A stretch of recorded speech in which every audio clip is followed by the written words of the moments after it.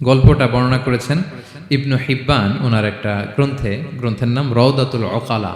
ওনার নাম হচ্ছে আব্দুল্লাহ ইবনে মুবারক, অনেক বড় মুহাদ্দিস, ইমাম বুখারীর উস্তাদ। হজে গিয়েছিলেন, হজ বিশ্বনবীর কবর জিয়ারত শেষে হজ করে ফিরতেছেন, হঠাৎ তিনি দেখতে পেলেন মরুভূমিতে কাপড় জড়িয়ে, চাদর জড়িয়ে এক বৃদ্ধা মহিলা শুয়ে আছেন। গল্পটার নাম হচ্ছে আল মুতাকাল্লিমাতু বিল কুরআন, মানে যে নারী সবসময় শুধু কোরআন দিয়ে কথা বলে। গল্পের নাম কি? যে নারী শুধু কি দিয়ে কথা বলে? কোরআন দিয়ে কথা বলে। হজ করে ফিরতেছেন, হঠাৎ দেখেন এক বৃদ্ধা মহিলা, বয়স্ক মহিলা চাদর গায়ে দিয়ে শুয়ে আছে। তো এটা অনেক বড় একটা কনভারসেশন, আমি কনভারসেশনটা আপনাদেরকে শোনাই। উনি কাছে গেলেন, যে সালাম দিলেন, আসসালামু আলাইকুম রাহমাতুল্লাহ। সালামের উত্তরে বৃদ্ধা মহিলা স্বাভাবিকভাবে উত্তর না দিয়ে একটা কোরআনের আয়াত তেলাওয়াত করলেন।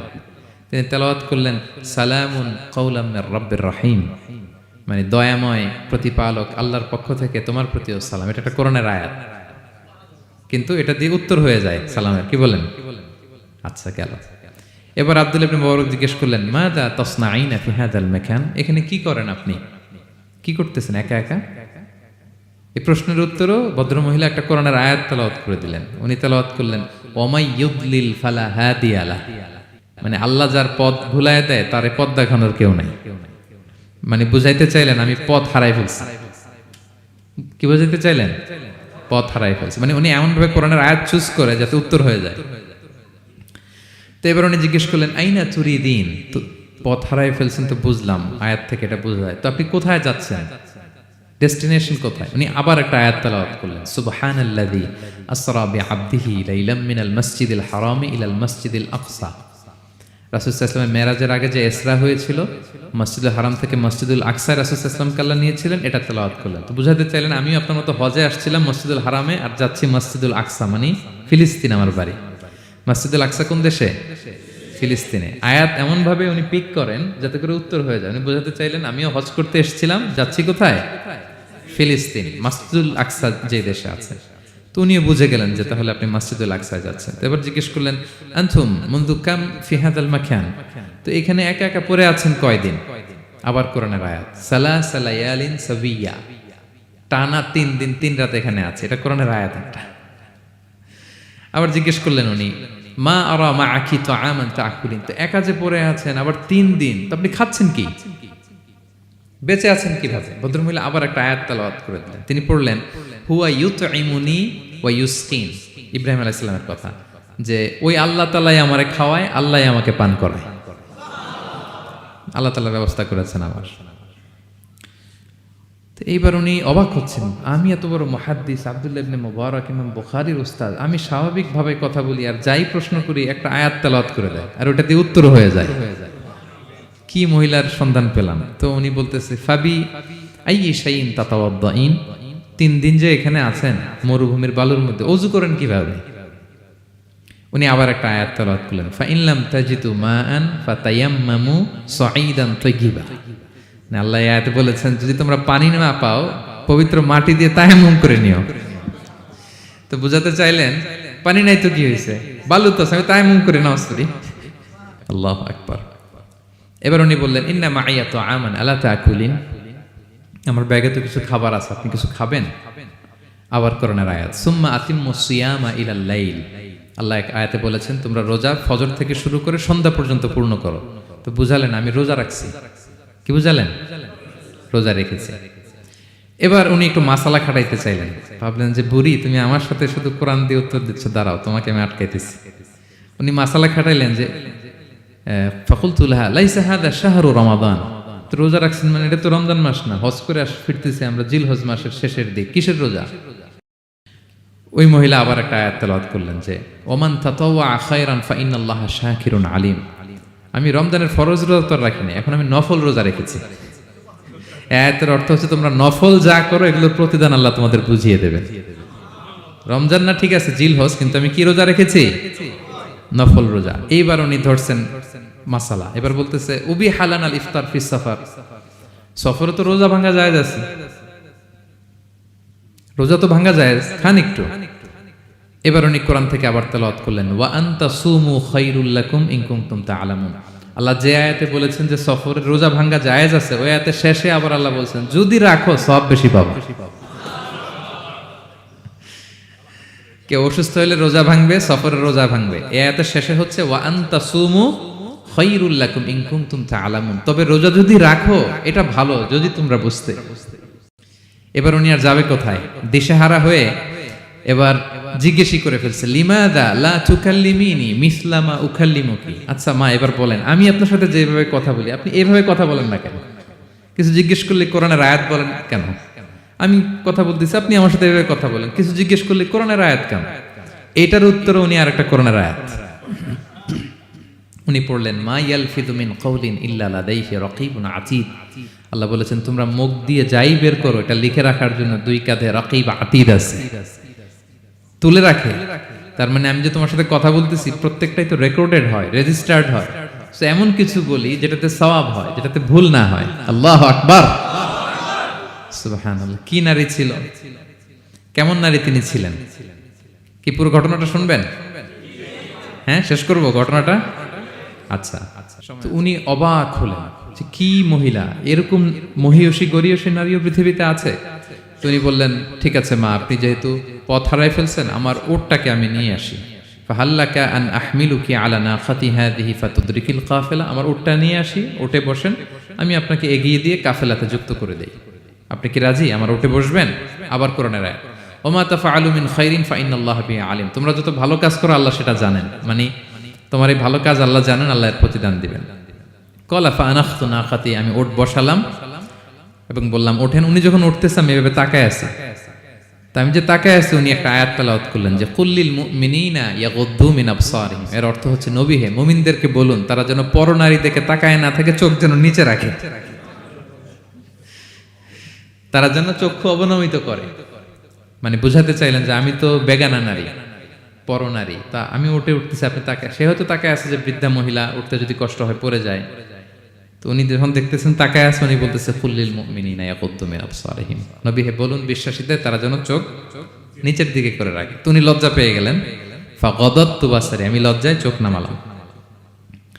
এরপর আমি বললাম ইরকাবি ওয়াকাদ আকালতু নাকাত, ওঠেন। আমি আবার ওটের রশি ধরে টানতে আরম্ভ করলেন। ভদ্রমহিলা উঠেই আবার কোরআনের আয়াত পড়লেন, যেটা আমরা গাড়িতে বা কোনো বাহনে উঠলে পড়ি। তিনি পড়তে আরম্ভ করলেন সুবহানাল্লাযী সাখখারা লানা হাযা ওয়া মা কুন্না লাহু মুকরিনিন ওয়া ইন্না ইলা রাব্বিনা লামুনকালিবুন। প্রশংসা সে আল্লাহর যে আল্লাহ এই বাহনকে আমাদের জন্য বশীভূত করে দিয়েছেন। তিনি বশীভূত না করলে আমরা তো এটাকে বশীভূত করতে পারতাম না। আপনারা যখন গাড়ি স্টার্ট দিবেন এই দোয়াটা পড়েন তো আপনারা? গাড়ি স্টার্ট দিলে, বিমানে উঠলে, ঘোড়ায় উঠলে, যে কোনো বাহনে উঠলে এটা পড়তে হয়, কোরআনের আয়াত। তো উনি বললেন আমি এবার উঠলাম, ওটের জিমাম ধরে টানতে লাগলাম আর একটু হই হই শব্দে ওট চালাতে লাগলাম যাতে করে তাড়াতাড়ি যাওয়া যায়। উনি কোরআনের আয়াত বললেন ওয়াকসিদ ফি মাশিক ওয়াগদুদ মিন সাউতিক, কোরআনের আয়াত। মানে তোমার চলার ক্ষেত্রে তুমি মধ্যম পন্থা অবলম্বন করো আর গলার সাউন্ডটা একটু ছোট করো। এটা কিন্তু লোকমান হাকিম তার ছেলেকে বলেছিলেন যে বাবা তুমি যখন হাঁটবে মধ্যম পন্থায় হাঁটবে আর শাউট করবে না, নয়েজ করবে না, কণ্ঠটাকে নিচু করবে। এই আয়াতটা উনি পড়ে দিলেন। মানে বুঝাতে চাইলেন আপনি হাজি মানুষ, হজ করে আসছেন, এইভাবে যাচ্ছেন কেন? আপনি স্লোলি যান। ফাজাআলতু আমশি রুয়াইদান ওয়া আতারান্নামু বিশআর, এরপর আমি আস্তে আস্তে যেতে লাগলাম আর কবিতা আবৃত্তি করতে লাগলাম। আরবদের অভ্যাস ছিল তারা শত শত লাইন কবিতা মুখস্থ পারতো, দিনকে দিন মরুভূমিতে চড়তো আর কবিতা পড়তো। তো আমি কবিতা গুনগুন গুনগুন করে কবিতা পড়তেছি আর যাচ্ছি। এই মহিলা পিছন থেকে আয়াত তেলাওয়াত করলেন আবার ফাকরাউ মা তায়াসসারা মিনাল কোরআন, মানে কোরআনের যেখান দিয়ে সহজ লাগে ওইখান দিয়ে পড়েন। মানে বুঝাতে চাইলেন কবিতা পড়লে কি লাভ, আপনি কোরআন পড়েন। উনি আবার লজ্জা পেয়ে কোরআন পড়তে আরম্ভ করলেন। এবার যেতে যে কাফেলা থেকে উনি মিসিং, যে ক্যারাভেন থেকে মিসিং, ওই ক্যারাভেনের সাথে যুক্ত হলেন। এবার জিজ্ঞেস করলেন যে হাদিহিল কাফেলা মান লাকি ফিহা, এই তো আপনার কাফেলা, এখানে কে আছে আপনার, কেউ আছে? আবার কোরআনের আয়াত আল মাল ওয়াল বানুনা জিনাতুল হায়াতিদ দুনিয়া, অর্থাৎ সম্পদ সন্তান এগুলো আল্লাহর দেয়া নেয়ামত। এটা দিয়ে বুঝাতে চাইলেন হ্যাঁ আমার কিছু সন্তানাদি আছে। উনি বুঝতে পারলেন ফা আলিমতু আন্নাল্লাহা আওলাদান ফিহা, আমি বুঝলাম যে ওনার সন্তান সন্ততি এখানে আছে। এইবার একটা চান্স পেয়ে গেছে আব্দুল্লাহ ইবনে মুবারক। কি পেয়ে গেছে? উনি মনে মনে ভাবলেন ওনার ছেলেদের নাম কি এটা জিজ্ঞেস করি, তাইলে তার উত্তর দিতে পারবে না। সুন্দর না প্রশ্নটা? এবার উনি বলতেছে ফাকুলতু লাহা মা আসমাউ আওলাদিক, মা এবার একটু বলেন তো আপনার ছেলেগুলার নাম কি? কে জিজ্ঞেস করলেন? এটা তো আর নান্টু বল্টু সল্টু তো আর কোরআনে পাওয়া যায় না। আমরা নাম রাখি কি? সল্টু বল্টু। সল্টু বল্টু কোরআনে আছে? নাই। তো উনি এবার চান্স নিলেন, এবার জিজ্ঞেস করি আপনার ছেলের নাম কি? এইবার আর উত্তর থাকবে না, অনেকক্ষণ আমার সাথে ইয়ে করছেন আপনি। তো জিজ্ঞেস করতেছে লাহা ওয়ামা আসমাউ আওলাদিক, আপনার ছেলেদের নাম কি একটু বলেন তো। এই প্রশ্নের উত্তরে উনি 3টা আয়াত তেলাওয়াত করছেন। এতক্ষণ তো একটা, এখন কয়টা? এখন 3 নম্বর গিয়ারে চালাইতেছে। উনি প্রথম আয়াত তেলাওয়াত করলেন ওয়াত্তাখাযাল্লাহু ইব্রাহিমা খলিলা, এরপরে বললেন ওয়া কাল্লামাল্লাহু মূসা তাকলিমা, সবশেষে বললেন ইয়া ইয়াহইয়া খুযিল কিতাবা বিকুওয়া। আল্লাহু আকবার। আমি ইব্রাহিমকে খলিল হিসেবে নিয়েছি, মূসাকে কালিমুল্লাহ বানিয়েছি, এবং ইয়াহইয়াকে বলেছি হে ইয়াহইয়া তুমি তাওরাত কিতাবকে শক্ত করে ধরো। তার মানে বোঝাতে চাইলেন আমার বড় ছেলের নাম ইব্রাহিম, পরের ছেলের নাম মূসা, ছোট ছেলের নাম ইয়াহইয়া। সুবহানাল্লাহ পড়বেন না? কি নারী ছিলেন, কোরআনের বাইরে যেন যাওয়া না লাগে, কোরআন থেকে ছেলেদের নাম চুজ করে রাখছেন। ছেলেদেরকে ডাকলে এই নামেই ডাকেন। এরপর ছেলেদেরকে ডাকলেন কোরআনের আয়াত পড়ে ফাবাআসু আহাদাকুম বিওয়ারিকিকুম হাযিহি ইলাল মাদিনাতি ফালইয়ানজুর আইয়ুহা আসকা তুআমান ফালইয়াতিকুম বিরিজকিম মিন। এটা সূরা কাহাফের একটা আয়াত। গুহাবাসী 7 জন যুবক যখন ঘুমিয়ে পড়েছিল, 309 বছর পরে যখন জেগেছিল, একজনকে টাকা দিয়ে বলেছিল যাও তুমি কিছু খাবার নিয়ে আসো। এই আয়াত বুঝাইয়া তিনি ছেলেদের বুঝাইলেন যে মেহমান আসছে, কিছু নিয়ে আসো খাবার, ওনারা খাওয়াইতে হবে। উনি অনেক হেল্প করছে আমাকে। তো ছেলেরা খাবার নিয়ে আসলো। খাবার দেওয়ার পরে মহিলা আবার কোরআনের আয়াত কুলু ওয়াশরাবু হানিআম বিমা আসলাফতুম ফিল আইয়ামিল খালিয়া। এটা আসলে আল্লাহ তাআলা জান্নাতীদেরকে বলবেন। আমরা যখন জান্নাতে ঢুকবো আল্লাহ বলবে কুলু ওয়াশরাবু হানিআম বিমা আসলাফতুম ফিল আইয়ামিল খালিয়া। এই দুনিয়াতে এত জুলুম নির্যাতনের শিকার হয়েছে, এত নেক কাজ করেছো, প্রতিদান হিসেবে আজকে জান্নাতের এই নাজ নেয়ামত ভোগ করো। বৃদ্ধ মহিলা এই আয়াতটা বললেন, তার মানে মরুভূমিতে অনেক কষ্ট করেছেন আপনি আমার জন্য, এখন আপনি আমার পক্ষ থেকে এই হসপিটালিটি, রিসেপশন, এই আপ্যায়ন গ্রহণ করুন। এবার উনি বলতে আরম্ভ করলেন, ছেলেদেরকে বললেন কুলতু আল আনা তুআমাকুম আলাইয়া হারাম, এই ছেলেরা এই খাবার আমার জন্য হারাম, হাত্তা তুখবিরুনি বিআমরিহা, যতক্ষণ না এই মহিলাকে, এর হিস্ট্রি যতক্ষণ না আমার না বলো। আগে বল এই ভদ্র মহিলা কে, কি তার ঘটনা, যতই দেখছি অবাক হচ্ছি, যতই শুনছি অবাক হচ্ছি, কে সে? যাই বলি শুধু কোরআন দিয়ে বলে, ঘটনাটা কি? এবার ছেলেরা বলল ফাকুলু হাযিহি উম্মুনা, ইনি আমাদের মা। লাহা আরবাউনা সানা, ওনার বয়স 40 বছর। লাম তাতাকাল্লাম ইল্লা বিল কুরআন, জীবনে কোনোদিন কোরআন ছাড়া মুখ দিয়ে অন্য কোনো কথা বলে নাই। মাখাফাতা আন তাযিল্লা ফায়াসখাতা আলাইহির রহমান, এই ভয়ে যে কোন কথায় আল্লাহ আবার নারাজ হয়ে যায়, আমার কোন কথায় আবার কোন ভুল হয়ে যায়, আমার কোন কথায় আবার রহমান আমার উপর নারাজ হয়ে যায়। এজন্য আমরা আমাদের জন্মের পরে জীবনে আমার মাকে কোরআন ছাড়া কোনো কথা বলতে শুনিনি। অবাক হলেন আব্দুল্লাহ ইবনে মুবারক, ইমাম বুখারীর উস্তাদ। উনি খাবার হাতে নিয়ে এবার বললেন যে উনি তো অনেক আয়াত বললো, এবার আমি একটা আয়াত বলি। খাবারটা নিয়ে উনি পড়তে আরম্ভ করলেন। ফাকুলতু, উনি বললেন, আমি বললাম যালিকা ফাদলুল্লাহি ইউতিহি মান ইয়াশা, এটা আল্লাহর বিশেষ অনুগ্রহ, ফজল, এটা আল্লাহ সবাইরে দেয়, যাকে চায় তাকে দেয়। সুবহানাল্লাহ পড়ে।